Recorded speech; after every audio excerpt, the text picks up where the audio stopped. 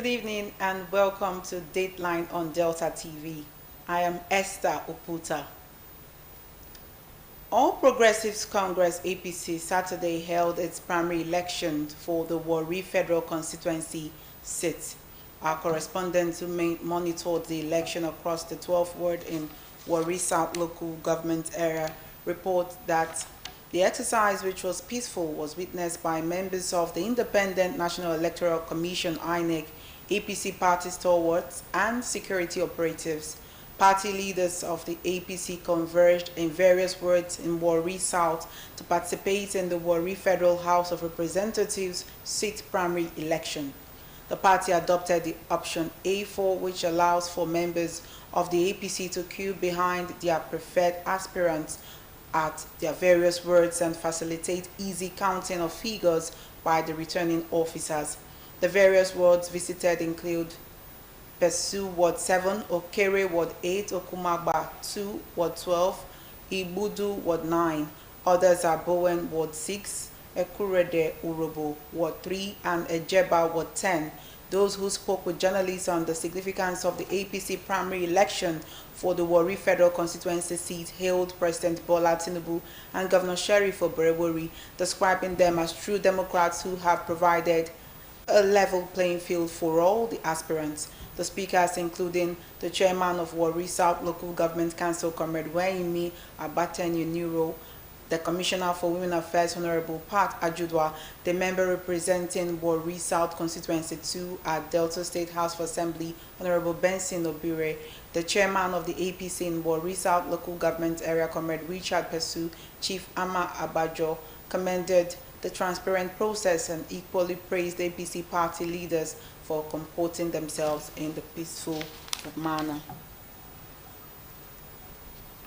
The All Progressives Congress APC held a direct primary election in which party members voted to select the candidate that will represent the party in the House of Representatives for Ughelli North, Ughelli South, and Udu Federal Constituency. The exercise conducted across the 11 wards took place in a calm and orderly atmosphere with party faithful and leaders present at the various designated voting centers. Accredited electoral officers supervised the process as voters cast their ballots for their preferred aspirants peacefully. Afiesere Primary School served as the venue for Ughelli Ward 3 election, which commenced at about 11 a.m. yesterday. The APC primary for the aspirants featured incumbent House of Representatives member representing Ughelli North, Ughelli South, and Udu Federal Constituency, Reverend Ejirogene Waive, Honorable Solomon Awinakwi, Harvest Igbe, and Eunice Oko. Ughelli Ward 3 Chairman Honorable Christopher Ajaro and Comrade Luke Umukoro commended the process, describing it as a clear and authentic demonstration of democratic ideals within the APC. They urged party members to continue to exhibit maturity in electoral engagement of this nature, adding that the outcome without doubt reflects the will of the people. As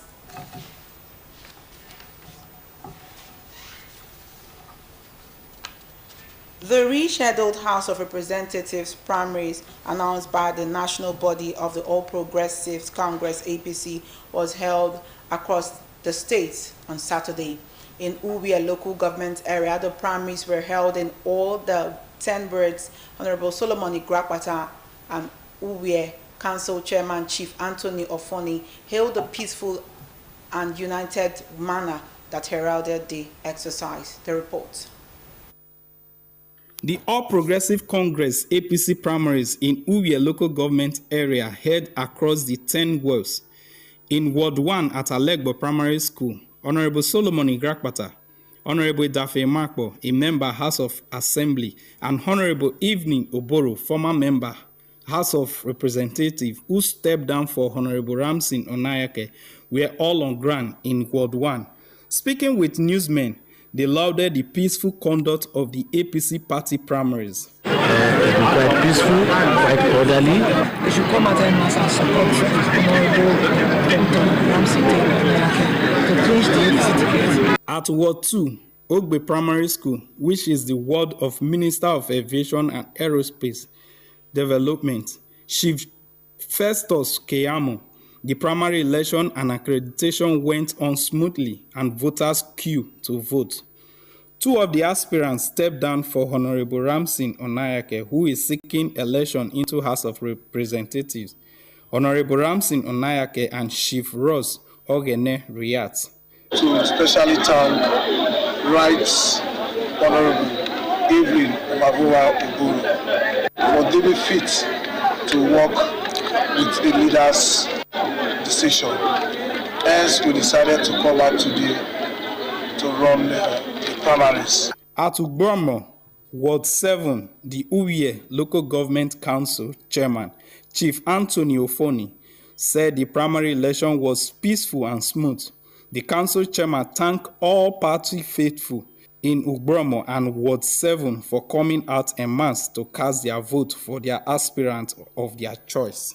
At Ward 8, Ohorie, Ward 9, Ekpan Basic, Ward 6, Ugborokre, and Ward 10, Ekpan Primary School, voters had already finished casting their votes as at the time our correspondent got to the venue. But the ward returning officer, Mr. Charles Edewe, and Comrade Jonathan Angeli told newsmen that the election was peaceful and was well conducted in a conducive environment. Others who spoke, including Mr. Victor Gete Loma, former senior assistant to the governor on community development, Comrade Vitri Nanakpero, EDC chairman, Mr. Awana, Mrs. Adebayo, amongst others, all testified that the election was peaceful. At Ward 3 in Urobo College, Efru and Ward 4, Opete Primary School, Enere recorded similar peaceful exercise. Ward chairmen, ward leaders, and representatives from the Independent National Electoral Commission witnessed the conduct of the APC primaries for the House of Representatives. Following yesterday's House of Representatives primaries, the APC in Delta State has produced candidates who will fly the party's flag in the forthcoming general elections across the various federal constituencies.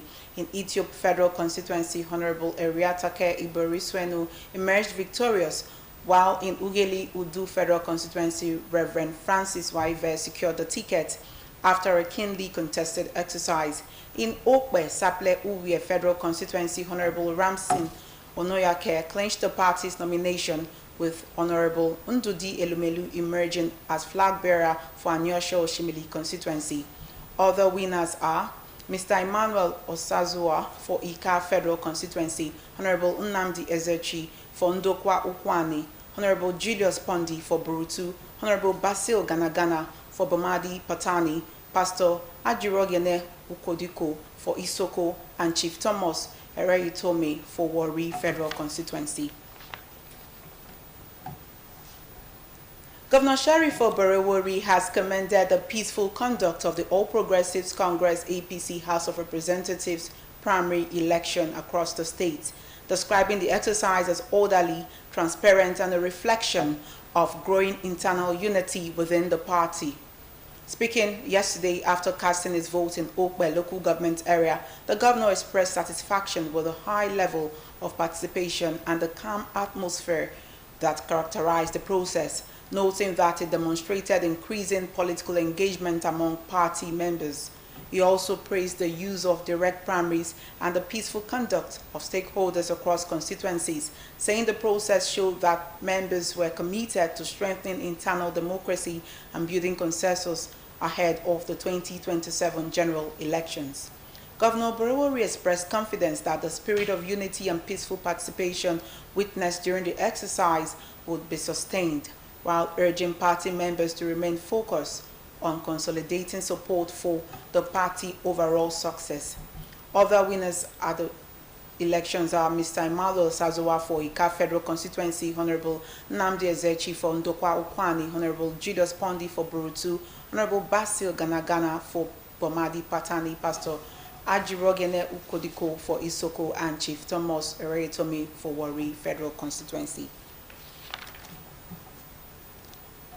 Speaker of the State House of Assembly and Chairman of the Conference of Speakers of the State Legislatures in Nigeria, the Right Honorable Imomotimi Guwo has congratulated winners of the All Progressives Congress APC House of Representatives primaries, describing their emergence as a reflection of the party's internal democracy and the confidence of the grassroots.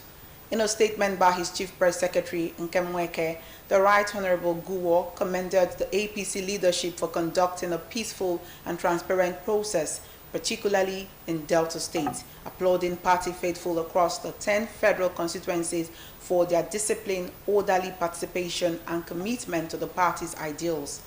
He said the outcome shows that the APC in the state remained strong, united, and responsive to the will of its members.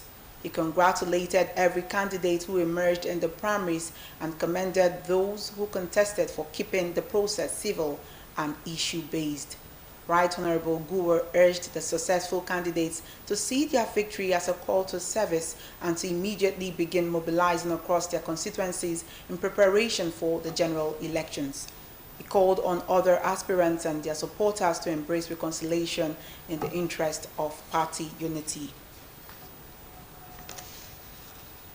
The APC National Assembly Primaries Appeal Committee in Delta State has urged aggrieved aspirants and party members to formally submit complaints arising from the House of Representatives primary elections held yesterday across the state. Speaking in Asaba, the committee chairman, Mr. Chukwuemeka Ujam, reaffirmed the party's commitment to a transparent process free from interference, noting that all petitions and complaints will be properly reviewed. Mr. Ujam said the appeal mechanism was designed to provide redress for dissatisfied aspirants while promoting unity within the party ahead of the 2027 general elections, giving assurance that all grievances would be handled fairly and objectively.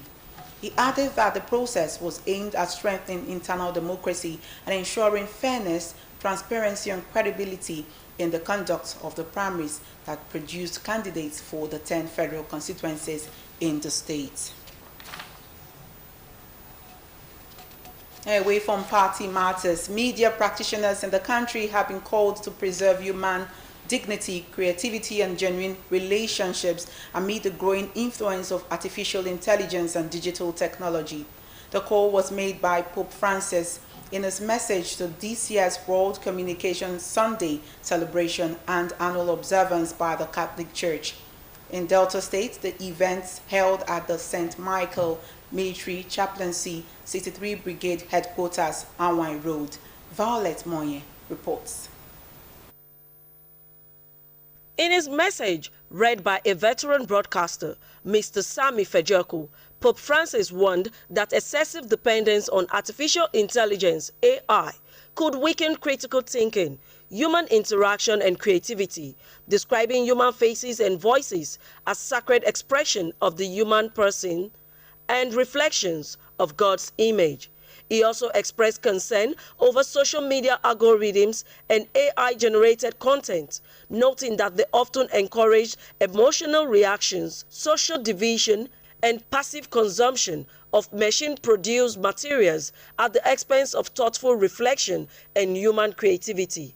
The Pope urged people to use technology wisely and responsibly, stressing that artificial intelligence should serve humanity and not replace authentic human relationships and independent thinking.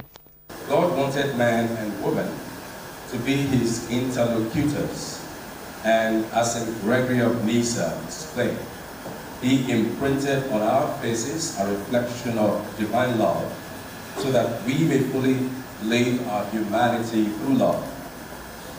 Preserving human faces and voices, therefore, means preserving this mark, this indelible reflection of God's love. In an interview, the representative of the Catholic Bishop of Isia Local Diocese, the Very Reverend Father Mokonye, explained that the theme of this year's celebration focused on the human face and voice, which he described as the immediate media of communication within the human body. Father Mokonye stated that the Church was not condemning the use of artificial intelligence, but advocating its fair and responsible application for society development without replacing human intelligence and creativity. My advice to Media Association is, one, to make good use of this AI in order not to pass wrong information. Rather, the founders of it have made it for the advancement of human society. So they should be up and doing in making equitable use of this so that they have to contribute in building the society and not to destroy any individual person or group or caste. The event, which featured a special thanksgiving by media practitioners and the blessing of their working tools, drew cross-section of the broadcast industry, including the General Manager of the Delta Broadcasting Service, DBS Asaba, Mrs. Christine Jobome Emetulu, represented by the station's Head of Administration, Mrs. Ifi Odiatu. Violet Monye reporting. The most important way of giving thanks is to rededicate one's life to God, doing his works more and more. A minister of the God's Kingdom Society, GKS, Brother Andrew Ekirebo, underscored this at today's service of the Asaba branch of the church. Henry Unogwa reports. Brother Ekirebo, who is the minister in charge of the Asaba zone of the GKS, listed healing and deliverance from various tribulations among numerous reasons for thanksgiving and charged the people to serve God zealously and steadfastly. Later in a sermon tagged "The Call of God," the preacher pointed out that conversion was the work of God Almighty and not of man, as God alone opened the heart of those he chose to be converted. He described the call of God as a divine invitation for sinful mankind to be saved, adding that God was still calling people today to come and reason together with him through obedience to his word as being preached in the gospel across the world as a witness to all.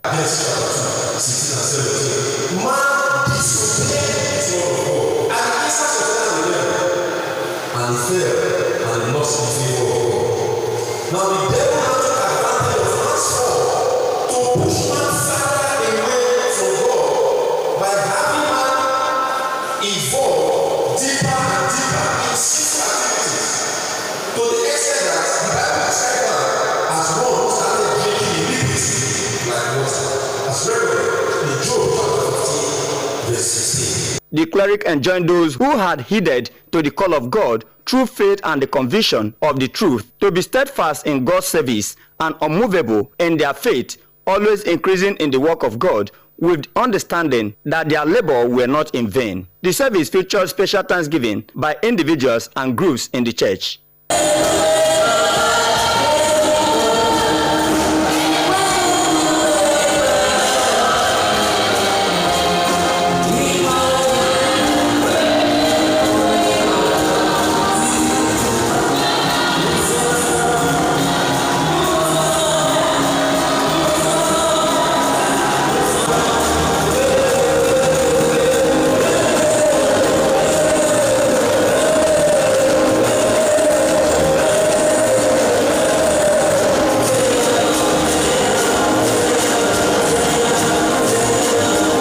Henry Onogwa reporting. President Bola Tinubu has called for the speedy delivery of attack helicopters to boost Nigeria's security operations and counter-terrorism efforts across the country.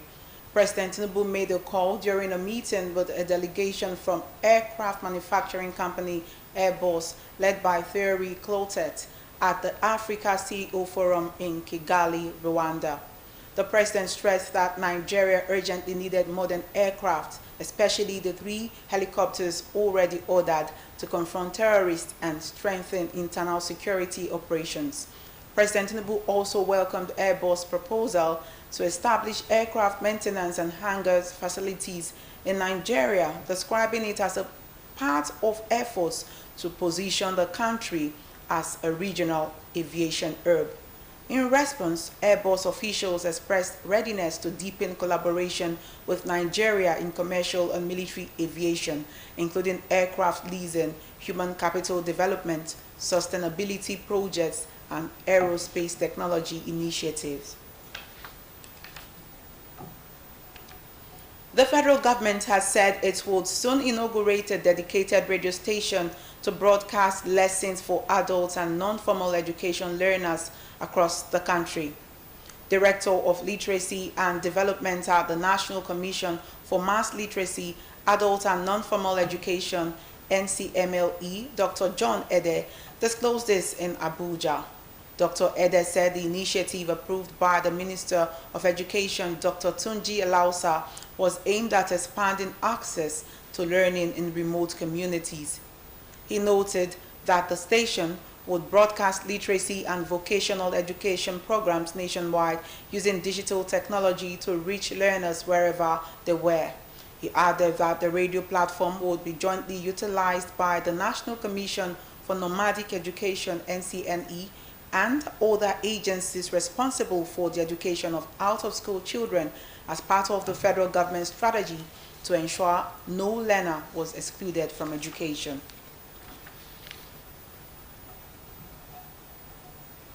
The Inspector General of Police, Mr. Olatunji Disu, has visited communities in Orire local government area of Oyo State following a deadly attack and abduction of pupils, students, and staff members by gunmen. The police chief during the visit met with security stakeholders and received operational briefings on ongoing rescue efforts and security deployments in the affected communities. Mr. Diso described the attack as cruel and unacceptable, assuring residents, parents, and guardians that the Nigerian Police Force and other security agencies had intensified search and rescue operations, intelligence gathering, and tactical deployments to secure the release of the abducted victims. The Inspector General also ordered the deployment of additional tactical and intelligence assets to strengthen security operations across the area and adjoining forest. Governor Seyi Makinde of Oyo, while condemning the attack, assured residents that his administration would continue to work with security agencies to tackle criminal activities and improve security across the state. In our food and nutrition this week, we'll take a look at the nutritional and medicinal value of ginger. Let's join Favor Kafo. Ginger has remained a popular spice and natural remedy in many homes for centuries, valued not only for its flavor but also for its numerous health benefits. Widely known for its distinctive aroma and spicy taste, it is a common ingredient in soups, teas, sauces, and traditional remedies. Beyond its culinary use, ginger contains important nutrients and bioactive compounds that contribute to good health. It is rich in antioxidants and contains substances such as gingerol, known for its anti-inflammatory and medicinal properties. One of the most recognized benefits of ginger is its ability to aid digestion. It helps reduce bloating, indigestion, and nausea, including morning sickness and motion sickness. Ginger is also believed to help relieve cold symptoms, sore throat, and cough, especially when taken as warm tea. Its warming effect may help improve blood circulation and support the body's immune system. Studies have shown that ginger may also assist in reducing muscle pain, menstrual discomfort, and joint inflammation because of its anti-inflammatory properties. In addition, moderate consumption of ginger may help regulate blood sugar levels and support heart health as part of a balanced diet. Okay, I take ginger. I love ginger. I use it for stew and I use it for tea. I go take them in this stew, make them as tea. I like it. Good for body. I use it to boil meat, but it's good to take it as tea. People that don't have ulcer, because it triggers ulcer. Ginger can be enjoyed fresh, dried, powdered, or as tea, making it a versatile addition to healthy meals and beverages. Nutrition experts, however, warn against excessive consumption, especially by individuals with ulcers or bleeding disorders or those taking certain medications. Favor Okafor reporting. Now head straight to a foreign scene. The government of Sierra Leone has agreed to receive Nigerians and other West African migrants being deported from the United States under a new arrangement with the American government. Sierra Leone's Foreign Affairs Minister, Mr. Timothy Kaba, disclosed that the agreement would allow the country to accept up to 300 citizens of the Economic Community of West African States yearly. with a maximum of 25 deportees monthly. According to him, the first flight is expected on May 20 and would carry deportees from Nigeria, Senegal, Ghana, and Guinea. The arrangement is part of efforts by the United States to accelerate deportation of migrants to third countries. The policy had drawn criticism from legal experts and human rights groups over concerns about the treatment of deportees and the legality of transferring migrants to countries where they are not nationals. Rising tension in the Middle East may further threaten global oil supply routes as Iran considers introducing toll charges for vessels passing through the Strait of Hormuz. The move comes amid the prolonged conflict in the region, with diplomatic efforts yet to produce a major breakthrough after nearly 3 months of negotiation. Meanwhile, United States President had warned Iran of severe consequences if it failed to cooperate towards a peace agreement. In a related development, Israel and Lebanon have extended their ceasefire by 45 days, although reports had continued Israeli airstrikes in southern Lebanon had continued to raise concerns over regional stability. In business, the National Agency for Food and Drug Administration and Control, NAFDAC, has clarified that bread manufacturers are allowed to use approved preservatives and shelf life extension methods provided they comply with international safety standards. The agency said investigations showed that Food and Food Integrated Company Limited, producers of bun bread, do not violate any regulations. NAFDAC Director General Professor Mojisola Adeyeye said the investigation followed social media claims that a loaf of bread remained without mold for more than 2 months, noting that officials inspected the company's bakery facility in Abuja and also obtained samples from the open market for laboratory analysis. According to the agency, laboratory results confirmed that calcium propionate used in the bread was within approved safety limits and that the samples did not contain harmful substances, including bromates. NAFDAC urged Nigerians to report complaints through its official channels instead of social media to ensure proper investigation.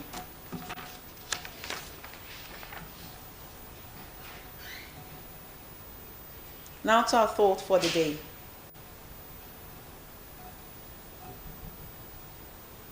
Positions are temporary, ranks and titles are limited, but the way you treat people will always be remembered. That's it on Dateline this evening. Thank you so much for staying with us. I am Esther Oputa. Good night and God bless.